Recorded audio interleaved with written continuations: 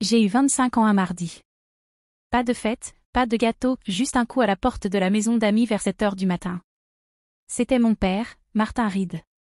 Les manches retroussées comme s'il allait faire du jardinage, mais les yeux vifs, attentifs, comme si quelque chose d'important allait se passer. « Viens à la cuisine », dit-il. « Il faut qu'on parle. » Je l'ai suivi par le portail de derrière jusque dans la maison. Je n'étais pas entré dans la maison principale depuis plus d'une semaine, pas depuis que mon frère était revenu y vivre. La cuisine sentait le pain grillé et le café. Ma mère était déjà à table, habillée, sirotant son café comme si c'était un matin comme les autres. Comme si ce n'était pas mon anniversaire. Comme si rien, en ce jour, n'était inhabituel. Il n'y avait ni ballon, ni carte. Mais il y avait une valise près de la porte. Ma valise, celle en cuir marron avec mes initiales, JR, gravées sur le côté. Elle n'avait plus servi depuis l'université. Je l'ai regardée, puis je les ai regardés. Ma mère n'a pas souri. « Tu as 25 ans maintenant, Juliana. C'est le moment. » J'ai attendu. Pourquoi, je ne sais pas. Peut-être une raison qui aurait du sens. Peut-être juste que quelqu'un dise qu'il était désolé. Mon père s'est raclé la gorge. Nous avons décidé. Il est temps que tu partes. Aujourd'hui, ai-je demandé. Ma voix est sortie faible, presque comme si elle appartenait à quelqu'un d'autre. Il a hoché la tête. L'entreprise d'Austin a besoin de l'espace. Il va utiliser la maison d'amis maintenant. Je suis juste restée là, sans protester, sans pleurer, juste immobile. Ma mère s'est levée, a marché jusqu'à la valise et l'a fermée complètement. « Tes affaires essentielles sont prêtes, dit-elle. On s'est dit que ça te ferait gagner du temps. » Ma gorge s'est serrée, mais je n'ai rien dit. Ils n'ont pas demandé où j'irais. Ils n'ont pas proposé de suggestion, même pas un taxi. Ils ont juste ouvert la porte. Je suis sortie dans l'air du matin, la valise à la main, et le bruit de la porte qui se referme derrière moi. C'était tout. C'était mon anniversaire. Je n'ai pas pleuré en arrivant au bout de la rue. Je ne me suis même pas arrêtée, juste un pas devant l'autre, comme en pilote automatique. Comme si mon corps savait quelque chose que mon cœur n'avait pas encore compris. Ils avaient prévu ça. Cette valise était trop bien rangée, trop efficace. Mais la vérité, c'est que ça n'a pas commencé ce matin-là. Ça a commencé des années plus tôt. Peut-être au moment où Austin est né. Il avait 3 ans de moins que moi, cheveux blonds, sourire éclatant, une énergie sans fin. Le genre d'enfant que les gens applaudissent naturellement, même quand il n'a pas fait grand-chose. « Regardez-le » disait-il. Quel leader! À 10 ans, il jouait déjà au football en compétition et faisait partie d'un comité de direction à l'école. Ma mère n'a jamais raté un seul match. Pas un. J'ai peint une fresque dans la bibliothèque de l'école quand j'avais 14 ans. Ça m'a pris 2 semaines, en restant après les cours tous les jours. Personne de ma famille n'est venu la voir. Ils ont dit qu'ils étaient juste trop occupés cette semaine-là. Austin est allé à l'université à New York, une université privée avec un programme de commerce qui coûtait plus cher par semestre que mes 4 années entières à Greenville Tech. Mes parents ont tout payé, jusqu'au dernier centime. Je suis restée dans la région, j'ai obtenu des bourses, j'ai fait le service en soirée, j'ai conçu des sites web pour les autres résidents de mon dortoir juste pour pouvoir m'acheter des livres. Quand j'ai eu mon diplôme, ils m'ont demandé si je voulais revenir vivre dans la maison d'amis, moyennant un loyer modeste. J'ai accepté. J'avais besoin d'un endroit à moi. Je n'ai rien demandé d'autre. Austin est revenu 2 ans plus tard. Sans emploi, juste une vision. Mon père lui a donné des fonds de départ. Ma mère a vidé le garage pour qu'il ait de la place pour réfléchir. Ils lui ont organisé une fête de lancement dans le jardin, traiteur, musique, banderoles imprimées. J'ai aidé à concevoir son dossier de présentation. Je ne lui ai rien facturé. Je n'ai même pas eu un merci. Il disait à tout le monde, Austin va changer le monde. Personne ne m'a jamais demandé sur quoi je travaillais, moi. Ce n'était pas de l'amertume. Pas exactement. Plutôt une forme d'invisibilité. Il y a un genre de silence qui grandit en toi quand tu es toujours le personnage en arrière-plan de ta propre vie, quand tes réussites ne sont que des notes de bas de page et ta présence, une simple politesse. J'ai arrêté d'essayer de les impressionner à peu près au moment où Austin a eu une nouvelle voiture et que moi, je faisais encore mes trajets en vélo pour des missions en freelance. Une fois, j'ai surpris mon père au téléphone. Il disait, c'est Austin qu'on prépare. Jules, elle, est stable. Stable. Comme une étagère. ou une application météo. Je me suis dit qu'un jour peut-être, ce serait une bonne chose, que la constance signifierait qu'on me ferait confiance, qu'on aurait besoin de moi. Mais au final, ils ne m'ont même pas dit merci. Ils ont juste fait mes valises et donné la place à celui qui, déjà, en occupait tant. Le pire, ce n'était pas d'être mise à la porte. C'était de comprendre qu'ils n'ont jamais pensé que j'irais quelque part qui vaudrait la peine d'être suivie. Et moi, je les avais crus. Pendant longtemps. Jusqu'à aujourd'hui. Le motel sentait le vieux désinfectant au citron, et en dessous, quelque chose qui n'avait pas été nettoyé depuis des semaines. J'ai inséré la carte clé. La porte s'est coincée avant de s'ouvrir en grinçant. Chambre 107. Pas de vue, juste un lit simple, une lampe et un mur qui bourdonnaient faiblement à cause du distributeur automatique de l'autre côté.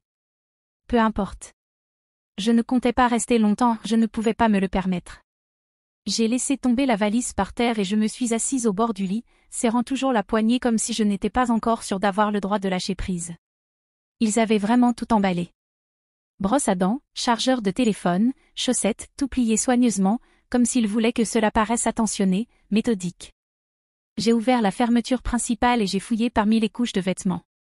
Ce n'est qu'en ouvrant la poche avant que je l'ai trouvée, glissée à plat contre la doublure intérieure. Une enveloppe. Pas de timbre, pas d'adresse.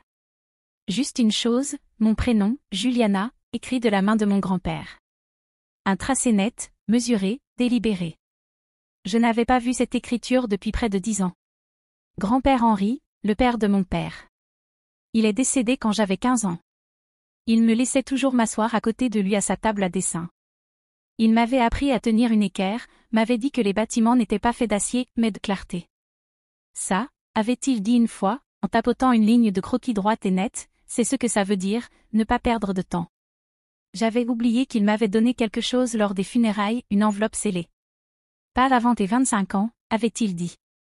Je ne l'avais jamais ouverte. Je l'avais rangée dans la poche intérieure de cette valise pour la garder en sécurité, pensant que, un jour, était encore loin. Apparemment, ce jour, c'était aujourd'hui. Je suis restée longtemps immobile, l'enveloppe posée sur mes genoux, un doigt suivant la couture. Une partie de moi ne voulait pas l'ouvrir. Pas ici. Pas dans un motel qui sentait le désinfectant et quelque chose de vieux en dessous. Mais une autre partie, celle qui venait tout juste d'être effacée sans avertissement, avait besoin de savoir si quelqu'un m'avait, un jour, vraiment vu. J'ai glissé mon pouce sous le rabat et je l'ai ouverte. À l'intérieur de l'enveloppe, il y avait 3 choses. La première était une lettre. 2 pages, dactylographiées, mais signées à l'encre. Chère Juliana, commençait-elle. Si tu lis ceci, c'est que tu as eu 25 ans. Et cela signifie que les conditions que nous avons fixées sont désormais à toi de revendiquer. Mon grand-père écrivait comme il parlait, sans mots superflus, sans fioritures. Il parlait de l'entreprise familiale Reed et Timberland. Comment il l'avait bâtie à partir d'une seule scierie et d'un seul camion. Comment il avait vu mon père la développer, mais aussi la restreindre. Martin a de l'ambition, écrivait-il, mais pas toujours de vision. Et la vision, Juliana, c'est ce que tu as toujours eu. Il disait l'avoir vu très tôt, la manière dont j'observais les bâtiments, remarquais les détails que les autres négligeaient, comment j'utilisais les couleurs et l'espace comme un langage. Tu n'es pas bruyante, tu es précise. C'est le genre d'esprit que les entreprises oublient souvent de récompenser. Moi, je ne l'ai pas oublié. Le deuxième document était un acte notarié. Je reconnus l'entête Harper et Lindell, le cabinet d'avocats qui gérait la plupart des affaires de notre famille. Le document était un transfert d'intérêt. 15%. 15% de Reed et Timberland Corporation, effectif à mon 25e anniversaire. Personne ne peut te le retirer, écrivait-il. Ils peuvent retarder. Ils peuvent t'ignorer. Mais la propriété est à toi. Et si tu le souhaites, ta voix à la table aussi. Ma respiration se suspendit. Je relus. 15%. Je n'étais même pas sûre de ce que cela signifiait encore, ni en termes d'argent, ni en termes de poids juridique, mais c'était plus que ce qu'on m'avait jamais donné. Plus qu'une permission. C'était une présence. Le troisième élément était un nom et un numéro de téléphone, Hélène Whittaker, avocate en succession, Harper et Lindell. Et en dessous, une note manuscrite dans son écriture reconnaissable entre toutes. Si jamais ils ne te l'ont pas dit, appelle-la. Cette phrase m'a frappé plus fort que tout le reste. Si jamais ils ne te l'ont pas dit. Ils savaient. Ils savaient qu'ils pourraient me le cacher. Et il l'avait fait. 10 ans. 10 longues années. J'avais passé mes nuits à courir après des paiements de missions freelance, à corriger des logos pour des clients locaux, pendant qu'il gardait cela sous silence. Je levai les yeux vers le plafond de la chambre de motel. Le bourdonnement du distributeur automatique me parut soudain plus fort. Puis je baissai les yeux vers le numéro. Je ne ressentais pas de colère. Pas encore. Mais quelque chose en moi avait changé, quelque chose de froid, de tranchant, de stable. Ils pensaient m'avoir effacé. Ils avaient oublié quel jour c'était vraiment. Le lendemain matin, je remis les mêmes vêtements que la veille. Un jean simple, un blazer sombre, et des ballerines qui avaient connu des jours meilleurs. Je rangeai soigneusement les documents dans une chemise en plastique achetée à la station-service de l'autre côté de la rue. Elle était fine et un peu fragile, mais suffisait. Puis j'appelai le numéro, Hélène Whittaker, avocate en succession. Son assistante répondit à la 3e sonnerie. Madame Whittaker est en réunion. Puis-je prendre un message? Je donnai mon nom. Il y eut une pause, du genre qui dure plus longtemps qu'elle ne devrait. Juliana Reed, demanda à nouveau la voix. Oui. Un instant, s'il vous plaît. Un clic, puis un autre. Ensuite, Hélène elle-même prit la ligne. Madame Reed, dit-elle. Sa voix était calme, professionnelle, mais plus chaleureuse que je ne l'aurais cru. J'attendais cet appel. Elle me donna l'adresse. Harper et l'un d'elles se trouvaient dans un immeuble bas du centre-ville, niché entre un café et un service de notariat. Cela ne ressemblait pas à l'endroit où l'on change sa vie, mais pour moi, ça l'était. Elle m'accueillit dans le hall. Une femme d'une 50aine d'années, vive, au regard bienveillant. Nous ne nous serrâmes pas la main. Elle se contenta d'acquiescer et dit. Venez avec moi. Son bureau était ordonné mais pas intimidant. Il y avait une photo d'elle avec un Golden Retriever sur une étagère, ce qui me la fit immédiatement apprécier. Je suppose que vous avez apporté ce que votre grand-père vous a laissé, demanda-t-elle. Je lui tendis l'enveloppe. Elle la feuilleta rapidement, ses yeux parcourant chaque page avec la précision de quelqu'un qui a fait cela 1000 fois. Ce sont les originaux, confirma-t-elle. Bien. Elle se tourna vers son écran, tapa quelque chose, puis s'arrêta. Juliana, dit-elle en me regardant droit dans les yeux. Votre nom est inscrit dans les registres depuis 10 ans, mais vos parents n'ont jamais répondu aux avis annuels de vérification. Ils ne m'ont jamais rien dit, répondis-je. Je sais, soupira-t-elle. Mais vous êtes là maintenant, et cela signifie que nous pouvons tout finaliser. Durant les 30 minutes suivantes, elle m'expliqua ce que signifiaient ces 15%. Les dividendes, les droits de vote, l'accès aux archives. C'était réel. Tout cela. Je n'étais pas simplement quelqu'un qu'ils avaient oublié de célébrer, j'étais quelqu'un avec une place qu'ils ne pouvaient pas me retirer. Quand nous eûmes terminé, j'avais une copie du certificat de propriété mis à jour, une pile de documents juridiques, et une nouvelle chemise. Cette fois en cuir véritable, avec le logo doré du cabinet gravé sur la couverture. Alors que je me levais pour partir, Hélène dit. Une dernière chose. Je me retournai. Elle me tendit une carte de visite. Si quelqu'un remet en question votre rôle, dites-lui de m'appeler directement. Je la glissai dans ma poche, hochai la tête, et sortis. Je n'appelai pas mes parents. Je n'envoyai aucun message. Je continuai simplement à marcher. Je ne retournai pas au motel. En quittant le cabinet d'avocat, je marchai sur 3 pâtés de maison jusqu'à un café avec un bon Wi-Fi et un coin tranquille au fond. J'ouvris mon ordinateur portable et tapai 2 mots dans la barre de recherche, espace de travail. Je ne voulais pas grand-chose, juste de la lumière et une porte qui se ferme de l'intérieur. À la fin de la journée, j'avais trouvé un petit loft juste en dehors de la ville. C'était autrefois une galerie d'art. Des murs blancs, de grandes fenêtres, un puits de lumière laissant entrer ce genre de soleil matinal sous lequel on peut travailler pendant des heures. J'ai signé le bail avec l'argent de mon premier chèque de dividende. Le deuxième chèque a servi à l'aménager, un bureau, un canapé, un lampadaire en forme de branche d'arbre. Ce n'était pas luxueux, mais c'était à moi. Pas de loyer à verser à mes parents, pas de facture au nom de quelqu'un d'autre. J'ai emménagé un jeudi, seul. Pas de carton, juste la même valise et le même dossier qu'Hélène m'avait donné. J'ai déballé lentement, accroché 3 de mes estampes préférées au mur. Puis je me suis assise au bureau et j'ai ouvert un nouveau document. Tout en haut, j'ai tapé « Jules Reed Studio ». C'était le nom. Pas Reed Design, pas Juliana Créative, juste le mien. Au cours des semaines suivantes, j'ai reconstruit mon site de portfolio, repris contact avec d'anciens clients, refait mon modèle de facture. Tout ce qui autrefois ressemblait à un patchwork commençait à devenir solide, durable. Et puis, un après-midi, j'ai fait quelque chose que je n'avais jamais fait auparavant. J'ai commandé une plaque. Rien d'extravagant, juste un petit rectangle de laiton, de 10 cm de large. La gravure était simple. Jules Reed Studio. En silence, j'ai construit. Je l'ai vissé au mur, à côté de l'entrée.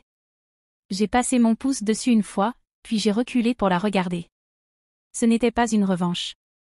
Ce n'était pas une déclaration. C'était un repère, une manière de dire que j'étais là. Que j'existais, même quand personne ne le voyait. Je n'en ai parlé à personne. Je ne l'ai pas posté. J'ai juste commencé à travailler. Avec le temps, les clients sont venus, d'abord des petites entreprises, puis un groupe de santé, puis une start-up de Chicago qui m'avait écarté un an plus tôt, et qui maintenant voulait une refonte complète de son image. J'ai facturé le double. Ils ont payé sans hésiter. Le soir, je m'asseyais près de la fenêtre, avec du thé et le silence, pas de voix derrière les murs, pas de pas dans les escaliers, pas de rappel de ce que je n'étais pas. Juste de la lumière, de l'espace, et mon nom gravé dans le métal, là où personne ne pouvait l'effacer. L'appel est arrivé juste après 21h. Je ne reconnaissais pas le numéro, mais j'ai répondu quand même. Vieille habitude. Juliana. C'était Austin. Sa voix sonnait différemment. Pas arrogante, pas forte, mince. C'est moi, ai-je dit d'un ton plat. Un silence. Puis, je ne savais pas si tu décrocherais. Un autre silence. Il a inspiré. J'ai besoin d'aide. Je n'ai rien dit. L'appli a planté. Pas seulement le code, tout. On a perdu nos investisseurs de départ. La banque a gelé notre compte. Ces mots s'entrechoquaient, tout en vitesse, sans direction. J'ai besoin de quelqu'un qui comprenne ce qui se passe. Quelqu'un qui puisse aider à arranger les choses. Toujours, je me suis tue. Il a continué. Papa est en train de paniquer. Ils ont mis en garantie une partie de l'entreprise familiale sans en référer au conseil d'administration. Si ça devient public, ce sera mauvais pour tout le monde, pour tout le monde. Il parlait d'eux. Il n'a pas demandé où j'étais allée après qu'ils aient fait ma valise. Il n'a pas demandé comment j'allais. Juste, j'ai besoin de, je ne sais pas qui d'autre appeler, a-t-il dit. Maman pensait que peut-être tu. Il s'est arrêté, attendant. Je me tenais près de la fenêtre de mon studio, regardant la rue calme. La lumière du lampadaire se déversait comme du miel sur mon sol. Pendant un instant, j'ai presque oublié à qui je parlais. Puis je me suis souvenu, ils ne m'ont pas appelé quand j'ai eu 25 ans. Ils ne m'ont pas appelé quand je suis partie. Ils m'appelaient maintenant parce qu'il avait échoué, et moi, non. Le prochain appel est arrivé le soir suivant. Cette fois, j'ai reconnu le numéro, la ligne fixe, celle dont il ne se servait jamais sauf si c'était grave. J'ai laissé sonner 5 fois, puis 6. Puis j'ai décroché. Juliana, la voix de ma mère, plus douce que d'habitude, mince mais essayant toujours de sonner comme une autorité enveloppée d'inquiétude. J'ai entendu dire que tu as parlé à Austin, a-t-elle dit. J'ai écouté, ai-je répondu. Un temps. Nous traversons quelque chose en ce moment, a-t-elle dit. Mais cela ne concerne pas seulement lui. Cela nous concerne tous. Tous. Il disait toujours « nous » comme si je n'étais jamais partie. Comme s'il ne m'avait pas poussé dehors, mon nom sur une valise. Elle a continué à parler. L'entreprise est en danger. Ton père essaie de limiter les dégâts, mais nous avons besoin de soutien. Juridique, financier, juste quelqu'un que le conseil écoutera. Puis est venu le vrai motif. Nous savons pour les parts, a-t-elle dit. Nous savons ce que ton grand-père t'a légué. Enfin, il savait. Je savais. Nous espérions, a-t-elle dit, que tu interviendrais, pour aider à préserver ce qu'il a construit. J'ai attendu, puis j'ai demandé, c'est bien la même entreprise dont vous m'avez dit que je ne ferais jamais partie. Juliana, ne rend pas les choses plus difficiles qu'elles ne le sont. Je ne fais que me souvenir clairement, ai-je dit. Mon père a pris le téléphone alors. Sa voix était ferme. Rodée, la voix d'un homme habitué à être obéi. Ta mère et moi avons commis des erreurs, a-t-il dit. Mais ce n'est pas le moment pour la rancune. Nous demandons de l'aide. J'ai regardé la plaque sur mon mur, Jules Reed Studio. Je ne suis pas en colère, leur ai-je dit. Alors tu aideras. Non, ai-je dit doucement. Je me souviens juste de ce que vous avez dit. Que veux-tu dire? J'ai laissé les mots en suspens avant de répondre. Vous m'avez dit que je n'étais pas de la famille. Et je vous ai cru. Puis j'ai raccroché. Ce soir-là, je suis entrée seule dans mon studio. La lumière était douce. L'air sentait le papier et le pain, ma bougie préférée brûlait près de la fenêtre. J'ai pris une photo de la plaque près de la porte. Jules Reed Studio. Je l'ai jointe à un SMS. Pas de message, pas d'explication, juste l'image. Et je l'ai envoyée au numéro de mon père. Le même qui, autrefois, avait appelé pour dire « Tu es seul maintenant ». Je n'ai jamais eu de réponse. Je n'en avais pas besoin. Certaines portes n'ont pas besoin d'être claquées. Elles se ferment d'elles-mêmes, silencieusement.